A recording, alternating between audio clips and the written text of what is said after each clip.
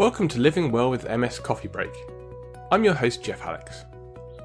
We decided to do something a little different in expanding the range of content we produce here at Living Well with MS. Since our community forms the beating heart of overcoming MS, we are commencing this special series called Coffee Break, which features short interviews with members of the OMS community talking about their personal journeys adopting and staying on the OMS 7-step recovery program, the challenges they encountered and how they overcame them, and their tips and tricks for sticking to the path that leads to better health. We hope you enjoy and learn from these brief chats between our regular episodes, and as always, your comments and suggestions are welcome by emailing podcast@overcomingms.org. That's podcast@overcomingms.org. And don't forget, if you enjoy these and other Living Well with MS podcast episodes, please leave a review on Apple Podcasts or your favourite podcast listening platform. Joining us on this episode of the Living Well with MS Coffee Break is Alex Storey. Welcome, Alex. Thank you. Nice to be on here. Thank you. Could you tell us a bit about yourself, your family, your life, where you live, and anything about yourself that you'd like to share with us? So I'm 35. I live in Essex, which is just outside of London, and I live with my husband Sam and my dog Elsa, and I work in the financial services. I was commuting into London, but obviously with coronavirus, I'm working from home a lot now. So. Okay, and when were you diagnosed with MS, and how long have you been following the OMS program? It's a bit complicated how I got diagnosed with MS. I got diagnosed in 2019. They thought it was MS in the April, but then they had to rule a lot of things out. So I didn't get the official diagnosis until end of June 2019. My symptoms started back in October 2018. My toes went numb when I was on holiday, and I thought it was something to do with the shoes I'd been wearing for work the week before. But by the end of the 2-week holiday, the numbness had spread kind of in the inside of my feet, and then over the next 6 weeks, the numbness just continued to spread up my legs. So I ended up going to the GP. Because I've been having problems with my chair at work, they just put it down to lower back pain and a trapped nerve, gave me some anti-inflammatories. And then I was back at the doctor's 10 days later because it had spread almost to my waist. So they then put me into A&E, did an emergency MRI. Nothing came up. I saw a neurologist at that point who, I wouldn't wish him on anyone. He took that I had anxiety. And I, at this point, said that my aunt had MS, and he just laughed at me and said, did I know what MS was? Because if I had MS, I'd be presenting, but I would be much worse, and I wouldn't be presenting parallel. So then I spent another, how many months? I mean, that was the November. I spent until the March, when I was then put into hospital again, because my foot started to drop. But the numbness had been spreading all this time up almost to my shoulders. And they did an MRI of my brain, and it came out that I had lesions on my brain. They had to do another one as well of my neck, and then they found some lesions on the cervical spine as well. But it was a complicated process. I wouldn't wish it on anyone because I spent months thinking, is it just anxiety? Is it just me creating all these symptoms? And then it was just utter relief, to be honest, when I was in hospital in the March. And it was confirmed that, yeah, I had oglonial bands found in my lumbar puncture. It was just an absolute relief to find out that, yeah, I hadn't been making this all up. And Oh, it's quite a confusing story, isn't it? Sorry, Jess. No, that's all right. I mean, personally, I think it confuses people who haven't got MS when we sometimes say it's a relief. But when you've got these symptoms, and then you start to think, what else could it be? Yeah. And then that can be really worrying, and you start thinking it could be, inoperable brain cancer, or it could be, there's countless things it could be. So in actual fact, having this thing where you've had these weird symptoms probably for years, and having it defined as an actual thing, because I went through the same, and it was sort of doctors saying, no, it's not, that's due to a trapped nerve, that's due to back problems, that's due to this, that's due to that, and you think, blimey, I'm getting lots of things going wrong with me. And then you start to worry, and actually having a thing, I know it's not a good thing, but it's at least something to think, well, okay, I know what it is now, and then I can know how that can be managed, can come as a relief. Yeah, I mean, I have to say, when I got told it was relapsing remitting MS rather than NMO, which they had to rule out during that April to June period, we went out for a celebratory drink. I mean, who goes out to celebrate when they're diagnosed with MS? But yeah, yeah, it was a funny old time. I spent an awful lot of time on the internet thinking, blimey, could I really have created these symptoms just through anxiety? And it was only after talking to a friend who suffered with anxiety really, really badly for many years that I just thought, I don't think like her at all. I've got a much more optimistic outlook. I overcome things a lot quicker than she does. How on earth could I have done this to myself? And I was kind of Googling what part of the nerve, if you like, because I couldn't sense any vibration. So I was looking at what part of the nerve senses vibration, what illnesses could affect the sense of vibration and things. I mean, I really probably wouldn't recommend doing too much research on Google, but for me, I needed to do it to kind of prove to myself that I wasn't going mad. And when I thought, yeah, I think that this could possibly be MS, but where the doctors were still kind of saying it was anxiety, I looked at my aunt. I have to say I'm not particularly close with my aunt, but I knew that she'd gone onto a vegetarian diet as soon as she got diagnosed about 12 years previously. And she hadn't had any relapse that I'd known of. So I just Googled vegetarian diet, MS, and OMS was one of the first things that came up. And so because I wasn't getting any help from anyone at that point, and I just needed to do something to make myself feel like I was helping myself, I started the RRMS program. So that was in the spring 2019.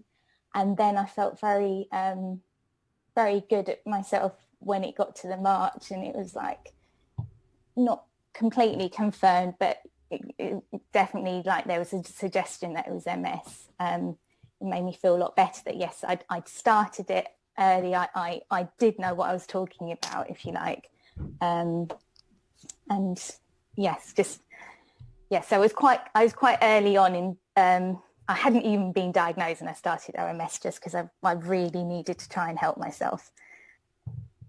Yeah, okay. That's a similar story to me, because I think it's probably the NHS in the UK is great at some things and not so good at others. And one of the problems is that it can take quite a long time to get diagnosed with things.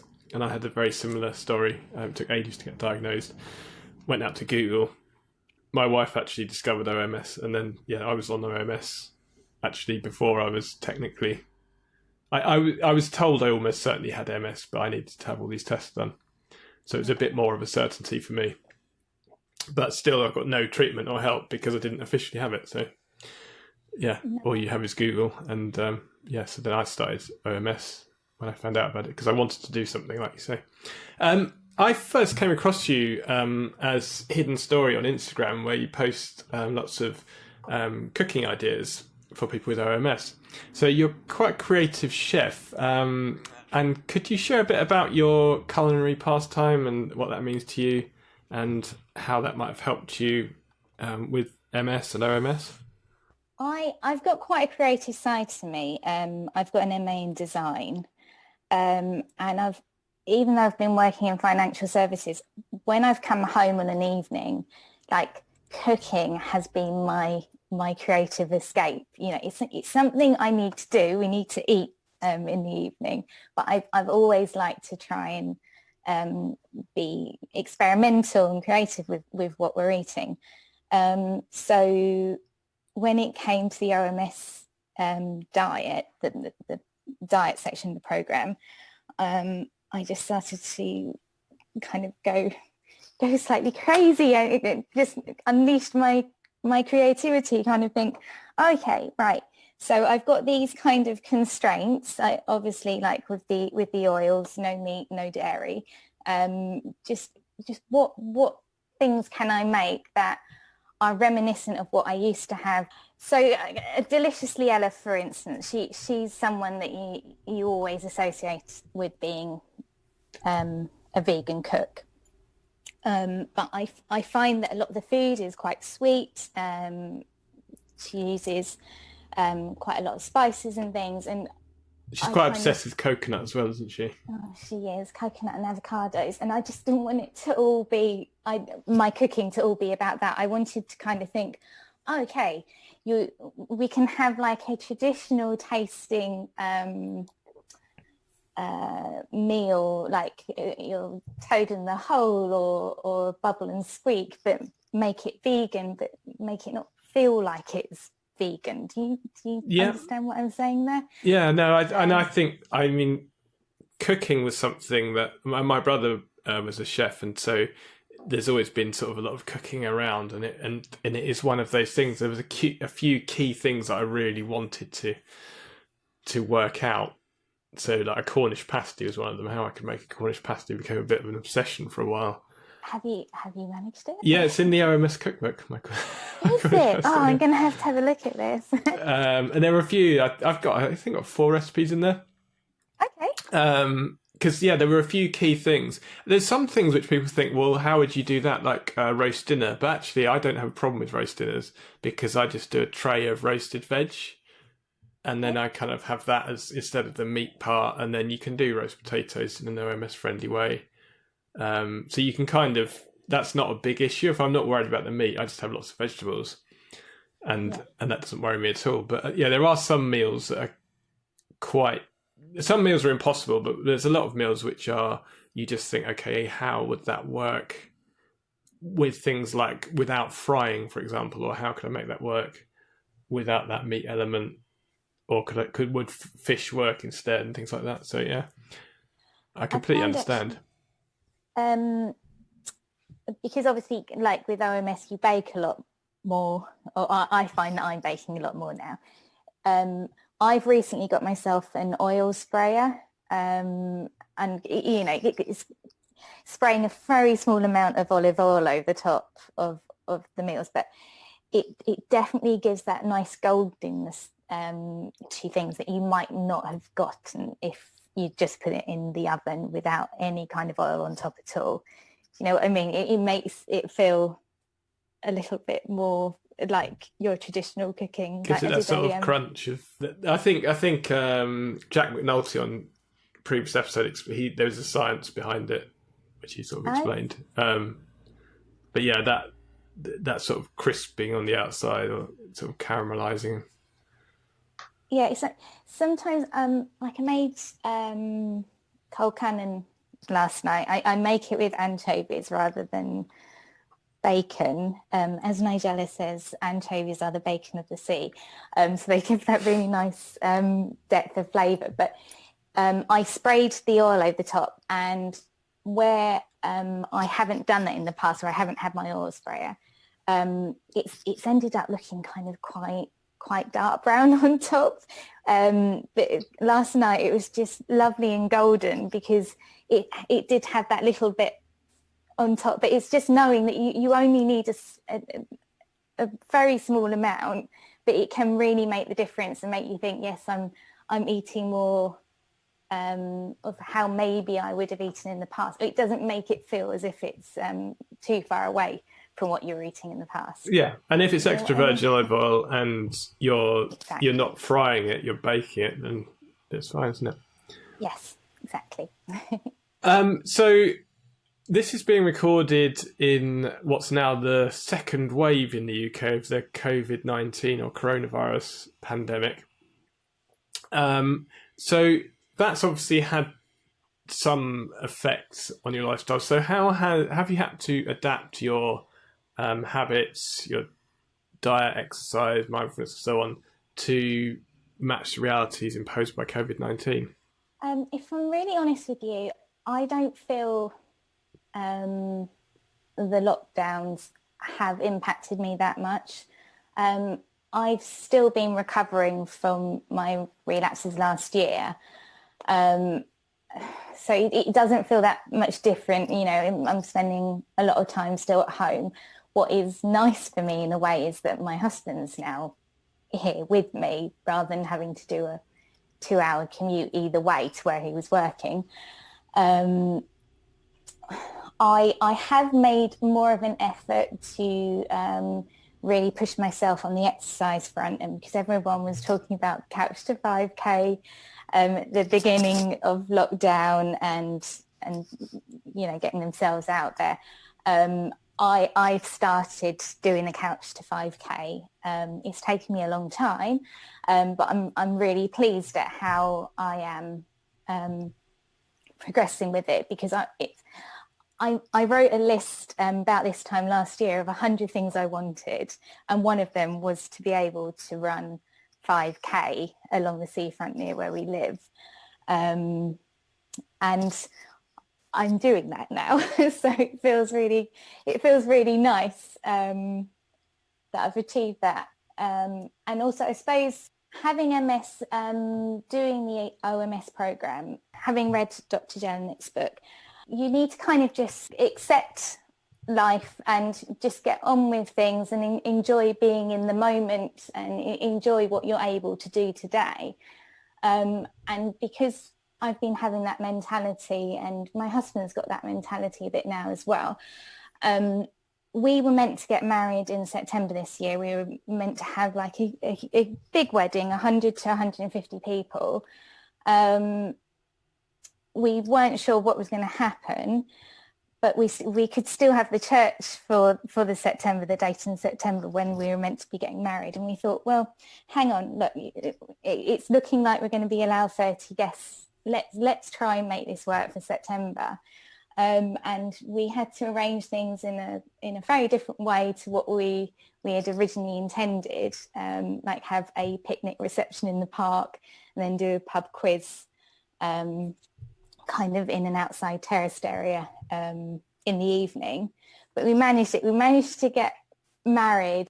Oh, and by the way, congratulations. That's brilliant news. Thank you very much. The only thing that was really stressing me out with the wedding was I'd set myself the target of making our cake. And I'd had my gran and my mum testing out kind of OMS friendly sponges that I'd been devising, and they weren't the nicest about it, and in the end I ended up having to do like a Maryberry sponge for everyone else, and then doing like a little sponge for me on top. That was a vegan one, but yeah, it was really nice. Everyone that went kind of was saying what they're going to remember it. It was an unusual little day, if you like, and we just wanted to kind of get everyone together. That meant an awful lot to us, for everyone to have some good food and some good drink, and for us all to just remember having a nice bright day, if you like, in the middle of this very, very strange year. And it didn't matter if it wasn't all perfect. You know, we can have a big do with everyone that we were going to invite. At another point, we can have a big party on the anniversary. But yes, being part of the OMS program, and just accepting things and just nothing.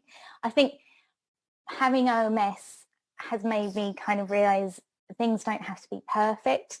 Do you know what I mean? I shouldn't be aiming for perfectionism all the time, because it stresses you out. Nothing can be perfect all the time. You just got to go out and have fun and enjoy yourself and enjoy being in the company of those people that love you. You just don't know when things can get taken away from you. So what are the reasons that you are going to support OMS for the Giving Tuesday campaign? My experience of OMS over the past year since I've been diagnosed, they've given me so much hope. It's given me the belief that I can get better by making lifestyle changes.